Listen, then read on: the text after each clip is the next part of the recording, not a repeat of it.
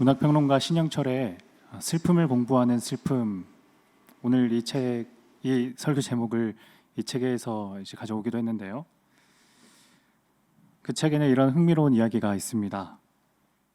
기원전 6세기 페르시아와 이집트가 전쟁을 했는데 승전국 페르시아의 왕 캄비세스는 그 패전국 이집트의 왕 프산메니토스에게 모욕을 주고자 했습니다. 어떤 방식이었냐면 그의 가족들을 치욕스럽게 만드는 건데요.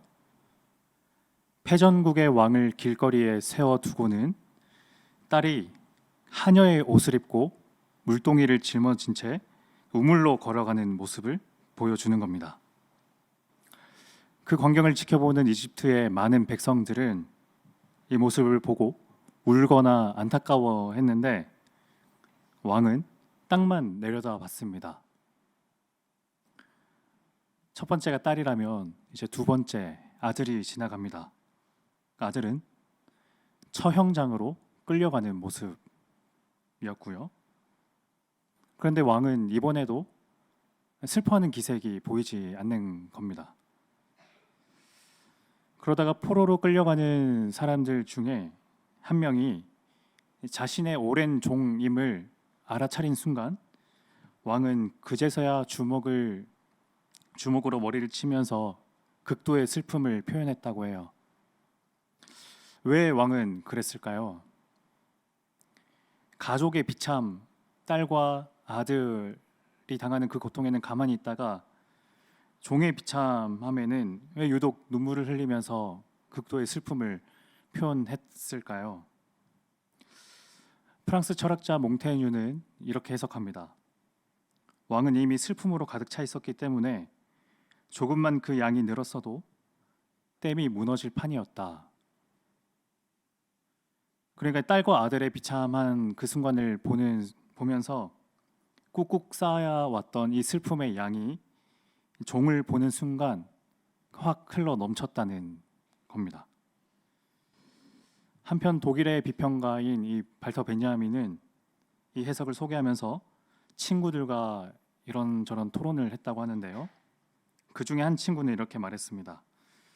왕의 마음을 움직인 것은 그 왕에 속한 가족들의 운명이 아니었다. 왜냐하면 그들의 운명은 그 자신의 운명이었기 때문이다.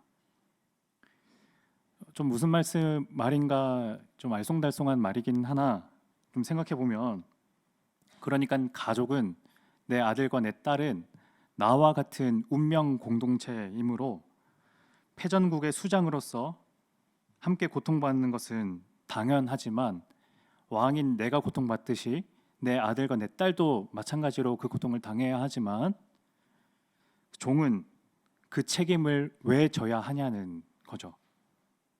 그래서 왕은 미안함과 죄책감으로 인해 눈물을 흘렸다라는 해석입니다. 또 이런 해석도 있는데 실제 삶에서는 우리를 감동시키지 않으나 무대 위에서는 감동시키는 것이 많다. 이 종은 그 왕에게 단지 그러한 배우였을 뿐이다. 이건 어떤 말이냐면 정작 내 가족의 고통은 좀 무심하게 생각하면서도 그와 비슷한 어려움을 겪는 사람을 TV 드라마나 영화로 볼 때면 의외로 그 사람이 펑펑 울기도 한다는 것. 베냐민은 이 이야기에 대해 이렇게 해석합니다. 거대한 고통은 정체되어 있다가 이완의 순간에 터져 나오는 법이다. 이 종을 본 순간이 바로 그 이완의 순간이었다. 그러니까 사랑하는 아들을 군대에 보내놓고 몇 주가 지난 뒤 집으로 문득 택배 온 아들의 그 입대할 때 입은 옷 그리고 신발을 그 택배 박스를 볼 때 혹은 부모님의 초상을 치르고 난 뒤 슬퍼할 겨를도 없이 장례식을 치른 다음 집으로 와서는 현관에 놓인 부모님의 낡은 신발을 볼 때 왈칵 불현듯 눈물이 쏟아지는 그런 의미일 겁니다. 이 중에 여러분은 어떤 해석이 더 맞다 생각하시나요? 첫 번째, 몽테뉴처럼 슬픔이 쌓였다가 터진 걸까? 두 번째, 어떤 친구의 말처럼 우리 가족이 아닌 사람이 고통을 겪게 된 그 죄책감에 그런 걸까? 또 세 번째, 그저 무대 영화 속 주인공처럼 느껴졌기 때문일까? 아니면 방심한 사이 슬픔이 일상 속으로 문득 비집고 들어왔기 때문일까? 어쩌면 이 질문에 정답을 내리는 건 무의미한 일일지도 모릅니다. 그 정답이 무엇이건 간에 누군가의 슬픔을 놓고 다양한 해석과 다양한 방식으로 이야기하는 것 그 자체가 더 중요한 것이겠죠. 적어도 그건 타인의 슬픔에 다가가려는 노력의 흔적이기 때문입니다. 설령 정답이 아니더라도 그 숱한 실패의 흔적이 쌓이면서 타인의 감정에 간신히 다가갈 겁니다. 그래서 그런 것이 바로 슬픔에 대한 공부입니다. 내가 아무리 노력해도 내가 가진 이성과 내 감정으로 도저히 다가갈 수 없는 그 타인의 깊이에 도달하기 위해 우리는 이런 공부가 필요합니다. 사람의 슬픔에는 그 사람이 현재 겪는 고통이 있고 그 사람이 자신의 한계와 부딪힌 흔적이 있습니다. 그 사람이 겪은 고통과 한계는 그 사람의 삶을 집약적으로 보여주기 때문에 우리는 어떤 사람을 이해하기 위해선 그 사람의 슬픔을 먼저 공부해야 합니다. 그리고 문학적인 표현입니다만 하나님께서 먼저 우리의 슬픔을 공부하셨죠. 높은 그곳에서 비천하고 천박한 인간의 몸을 친히 입으시고 우리와 함께 그 모든 이 슬픔의 현장을 직접 사셨기 때문에. 그래서 오늘 저는 베냐민이 슬픔에 대한 공부를 했던 것처럼 예수님의 슬픔에 대해 좀 공부해 보려고 합니다. 오늘 예수님은 우시고 분노하시는데요. 예수님은 왜 우셨을까? 누가복음 19장 43절 44절에는 이런 내용이 있는데요. 성경에는 예수님께서 눈물을 흘리신 원인을 직접적으로 명확하게 말하진 않지만 예수님께서 슬퍼하시면서 하신 말씀을 보면 그 감정을 좀 짐작할 수 있습니다. 43절 날이 이를지라 내 원수들이 토둔을 쌓고 너를 둘러 사면으로 가두고 44절 또 너와 및 그 가운데 있는 내 자식들을 땅에 메어치며 돌 하나도 돌 위에 남기지 아니하리니 이는 내가 보살핌 받는 날을 알지 못함을 인함이니라 하시니라. 예수님은 지금 예루살렘 성을 보고 말씀하시는데 말씀하시는 시제는 미래형입니다. 그러니까 예수님은 지금 현재 멀쩡하고 튼튼한 예루살렘 성이 미래에 하나님의 심판을 받아 멸망할 것이라는 것을 지금 보고 말씀하시는 거죠. 여기 44절은 세번역 성경은 이렇게 기록하고 있습니다. 44절 함께 읽겠습니다. 너와 내 안에 있는 내 자녀들을 짓밟고 내 안에 돌 한 개도 다른 돌 위에 얹혀 있지 못하게 할 것이다. 이것은 하나님께서 너를 찾아오신 때를 내가 알지 못했기 때문이다. 하나님께서 너를 찾아오신 때를 내가 알지 못했기 때문이다. 그러니까 예수님은 미래의 예루살렘 성전이 파괴되는 모습을 보셨기 때문만이 아니라 지금 바로 이 순간에 사람들이 하나님의 은혜, 즉 하나님께서 예수님을 보내주신 것을 아예 모르고 있는 사람들의 무지함과 어리석음 때문에 슬퍼하시는 것이 아닐까요? 이 구절 전에는 예수님이 예루살렘 성에 입성하시는 내용이 나옵니다. 나귀를 타고 예루살렘 성으로 가시는데 예루살렘을 2-3km 앞둔 벳바게와 베다니에서부터 나귀를 타고 예루살렘으로 입성하고 계십니다. 사람들은 자신이 입은 겉옷을 이 바닥에 깔아 놓고요. 또 그리고 이 겉옷을 길에 까는 것은 고대 사회에서 통치자를 맞이할 때 보이는 행동이었다고 합니다. 그러니까 이 사람들은 예수님의 가는 길에 그 겉옷을 깔아두었다는 것은 예수님을 유대의 실제적인 왕, 통치자, 로마의 식민지로부터 우리 민족을 해방시켜줄 정치적인 구원자라는 생각이 깔려있던 거죠. 이 모든 사람들을 거치신 후 나귀를 타고 가시던 예수님은 저 높이 솟은 예루살렘 성전을 보십니다. 그 순간 예루살렘 도시의 과거, 현재, 미래의 시간이 예수님의 시선에 쭉 스쳐 지나갔을 거예요. 평화의 도시라는 별명을 가진 예루살렘은 별명답지 않게 외부의 공격에 늘 시달렸죠. 출애굽의 광야 시기를 거쳐 간신히 가나안을 점령한 뒤에도 블레셋, 아수르, 또 바벨론 등 많은 나라의 싸움터가 되었던 곳, 결국 바벨론에 의해 멸망되었다가 바사왕 고레스 때 이르러 간신히 재건한 이곳, 그 모든 우여곡절을 거쳐놓고도 지금도 여전히 하나님께서 찾아온 때를 알지 못해 하나님의 심판을 받는 또 받을 이 안타까움, 그 비천하고 끈질긴 인간 죄의 지독한 관성 때문에 그래서 예수님은 예루살렘 성을 보시면서 눈물을 흘리셨을 겁니다. 그리고 예수님은 분노하십니다. 45절, 성전에 들어가사 장사하는 자들을 내쫓으시며 그들에게 이르시되 기록된 바 내 집은 기도하는 집이 되리라 하였거늘 너희는 강도의 소굴을 만들었도다 하시니라.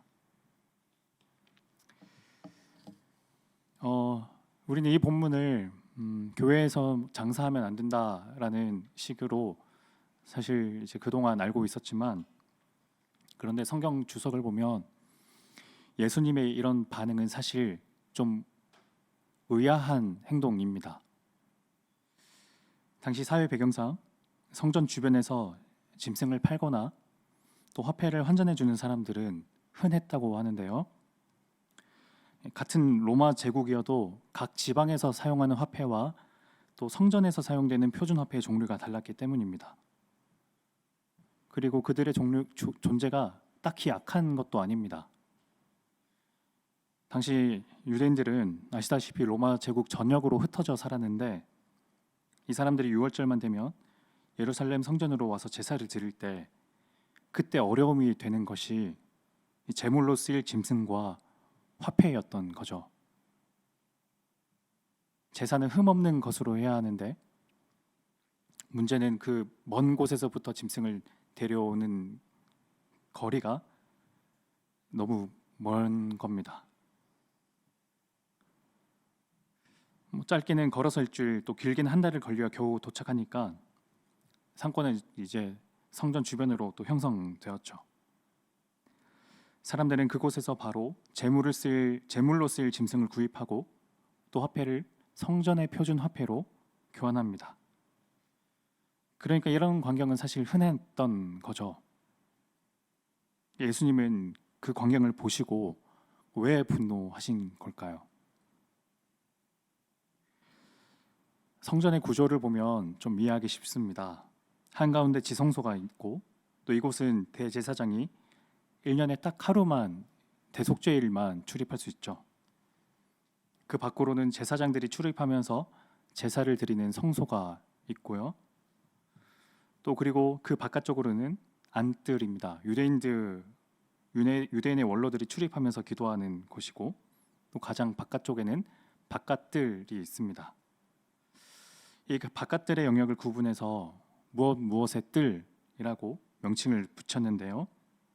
그 중에 대표적인 것으로 이방인의 뜰, 여인의 뜰이 있었죠.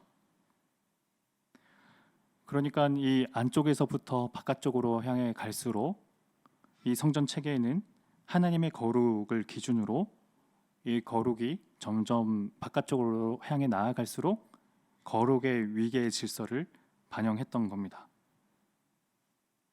그러다 보니 이제 이방인과 여인들은 성전 안은커녕 성전의 안뜰에까지도 출입이 불가능했죠. 성전에서 유일하게 허락된 공간이 바깥뜰에 이방인의 뜰과 여인의 뜰에서 기도했습니다. 이 바깥뜰에 상인들이 짐승과 화폐를 가져와 판매한 것이죠. 오랜 시간 이방 땅에서 하나님을 갈망하다가 마침내 성전으로 와서 기도하려는 그 디아스포라 유대인들 그리고 이방인들, 가부장적 사회의 분위기 속에서 늘 소외당한 신분으로 살던 여인들, 그 소외당하고 약자인 그들이 하나님께 눈물을 흘리며 기도하겠다고 마련해 놓은 그곳에 상인들이 점령해서 장사하고 있던 겁니다. 그들의 탐욕이 성전에 스며들어와 낮고 아픈 사람들의 기도를 밀어낸 겁니다. 예수님께서 불같이 화를 내시면서 그 성전을 뒤엎으셨던 이유는 다시 이 성전이 기도하는 곳이라는 것을 바로 세우기 위해서였습니다. 오늘 본문에서 저는 예수님의 눈물과 또 분노에 담긴 두 가지 특징을 발견했는데요. 첫 번째, 예수님은 눈물 흘리시기 전에 먼저 구체적인 대상을 바라보셨습니다. 그리고 두 번째, 예수님은 모든 시간, 과거, 현재, 미래를 동시에 보실 뿐만 아니라 모든 사건을 함께 견디시기도 합니다. 먼저 그 대상의 어려움을 보셨습니다. 요한복음 11장 32절, 마리아가 예수 계신 곳에 가서 배웠고 그 발 아래 엎드려 이르되 주께서 여기 계셨더라면 내 오라버니가 죽지 아니하였겠나이다 하더라. 예수께서 그가 우는 것과 또 함께 온 유대인들이 우는 것을 보시고 심령의 비통이 여기시고 불쌍히 여기사 이르시되 그를 어디 두었느냐 이르되 주여 와서 보옵소서 하니 예수께서 눈물을 흘리시더라. 마리아는 울면서 예수님께 한탄과 탄식을 섞어서 말합니다. 예수님께서 진작 여기 계셨더라면 제 오라버니가 죽지 않았습니다. 예수님은 그 말씀을 듣고 우시는데요. 성경에는 예수님의 반응이 무엇 때문이었는지 구체적으로 분명하게 기록하는데 33절, 예수께서 그가 우는 것과 또 함께 온 유대인들이 우는 것을 보시고 심령의 비통이 여기시고 불쌍히 여기사. 성경은 예수님께서 그냥 마리아의 한탄을 듣고 눈물 흘리셨다 하지 않고 예수님께서 무엇을 보셨는지 정확하게 기록하고 있습니다. 그가 우는 것과 또 함께 온 유대인들이 우는 것을 보시고 심령의 비통이 여기시고 불쌍히 여기사. 그러니까 예수님의 눈물은 막연한 감정 때문에 혹은 분위기에 취해서가 아니라 구체적인 마리아의 슬픔, 사람들의 슬픔을 보셨기 때문입니다. 예수님께서는 사실 굳이 바라보지 않으셔도 사람들의 슬픔을 알 수 있지 않았을까요? 마음만 먹으시면 굳이 보지 않아도 그 슬픔을 이해할 수 있었을 텐데, 하지만 예수님은 그의 어려움을 정확히 보시고 눈물 흘리셨습니다. 예수님이 먼저 우리의 슬픔을 정확하게 보셨다는 것은 우리 슬픔이 무엇인지 정확하게 아신다는 것이고, 또 진정한 위로는 슬픔을 정확하게 알아주는 것 그 자체에서 시작되는 것이기 때문이죠. 예수님은 먼저 우리 슬픔을 아셨고 눈물 흘리셨습니다. 그리고 마찬가지로 우리 슬픔을 정확히 보시고 분노하셨습니다. 그리고 예수님은 우리의 모든 시간, 과거, 현재, 미래를 동시에 보실 뿐만 아니라 모든 사건을 우리와 함께 견디십니다. 41절, 가까이 오사 보시고 우시며 42절 이르시되 너도 오늘 평화에 관한 일을 알았더라면 좋을 뻔하였거니와 지금 내 눈에 숨겨졌도다. 앞서 저는 예수님께서 눈물 흘리시는 건 그 구체적인 대상을 직접 보신 이후에 시작된다고 말씀했는데, 이 문법에 따르면 예수님은 지금 예루살렘 성을 보면서 그 모든 시간을 함께 보실 뿐만 아니라 그 모든 시간의 역사 현장에, 그 참혹한 사건의 현장에 직접 계시면서 우리와 함께 그것을 겪으신다는 의미가 그 안에 있습니다. 예수님은 예루살렘의 그 모든 우여곡절의 시간을 동시에 보시는 것뿐만 아니라 그 순간 그 모든 사건을 우리와 함께 겪으시고 견디시는 것. 그래서 예루살렘 성을 보시고 흘리신 예수님의 눈물은 그저 어떤 신이 인간이 불쌍해서 딱하다라는 차원이 아니라 그 파괴의 현장에서 이스라엘 백성들과 함께 견디면서 흘리시는 눈물입니다. 예수님은 솔로몬 왕이 처음 예루살렘 성전을 세우는 그 장소에 계셨고, 바벨론에게 멸망당하는 그 아픔의 공간에 함께 하셨으며, 스룹바벨이 재건하고 느헤미야가 성벽을 완공하는 그 감격스러운 현장에 함께 계셨습니다.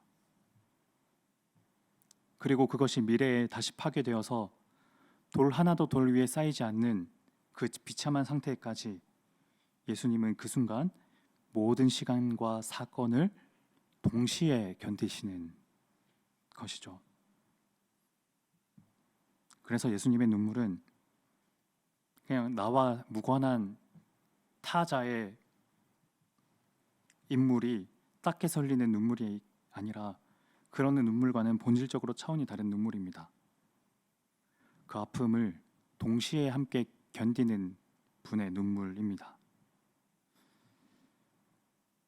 예수님은 오늘 2023년에 우리나라를, 또 우리를 이런 시선으로 보고 계시지 않을까 생각합니다. 먼저 구체적인 대상, 주님이 이 땅에 오신 날을 기념하는 성탄절 전후로 유독 가슴 아픈 일들이 여럿 있었죠. 구체적인 사례를 말하는 건 또 다른 슬픔을 가져오는 것 같아 언급하진 않겠습니다만, 연일 뉴스에선 사고의 소식이 끊이질 않습니다. 저희 교회가 성탄절에 행복하게 보낸 광경과 여전히 슬픔의 영향 아래에 있어서 성탄을 기뻐할 수 없는 누군가가 겹쳐 보이면서 마음이 좀 복잡했습니다. 예수님의 시선을 생각했는데요. 행복과 기쁨, 또 슬픔과 아픔을 예수님이 함께 보실 때 어떤 마음이실까? 또한 예수님은 우리의 그 모든 시간과 사건을 함께 견디십니다. 예수님은 아픔 안에 있는 분들과 함께 고통을 겪고 있고, 이 모든 고통스럽고 힘겨운 시간과 사건을 예수님은 우리와 함께 견디시면서 슬퍼하고 계십니다. 우리 삶의 구체적인 어려움을 정확하게 인식하시고 우리와 함께 어려움을 겪으시는 예수님. 설교 초반에 말씀드린 이집트 왕에 대한 이야기로 오늘 말씀을 마무리하려 합니다. 그 슬픔에 대한 이야기에는 반전이 있습니다. 벤야민의 말과는 달리 헤로도토스가 기록한 역사라는 책에는 그 늙은 노인의 정체가 왕의 종이 아니라 왕의 친구였으며, 게다가 거기 기록된 것에는 친구의 아픔에만 슬퍼한 그 이집트의 왕의 해명까지 고스란히 기록되어 있었습니다. 왕은 이렇게 해명했답니다. 제 집안의 불행은 울고불고하기에는 너무나 크옵니다. 하지만 제 친구의 고통은 울어줄만 하옵니다. 가족의 불행은 너무 커서 눈물조차 나오지 않는데 친구의 고통은 그보다 작아서 울음이 나왔다는 건가요? 이렇게 생각할 수도 있을 겁니다. 그 왕은 함께 눈물 흘리는 것으로 그 친구를 생각했고 그렇게 함으로써 친구의 슬픔과 함께 한 것이죠.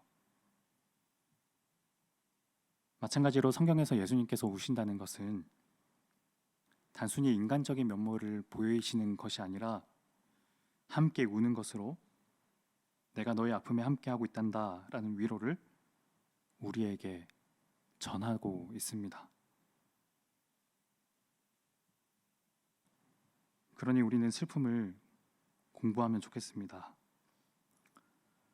오늘 현실의 아픔을 정확하게 바라보시는 예수님의 슬픔을, 그리고 오늘 현재 슬픔 중에 있는 우리 주변 사람들의 슬픔을, 그 슬픔에 예수님이 함께 하십니다. 그래서 슬픔에 대한 공부는 슬픈 공부면서 동시에 신학입니다. 함께 이렇게 찬양하면 좋겠습니다.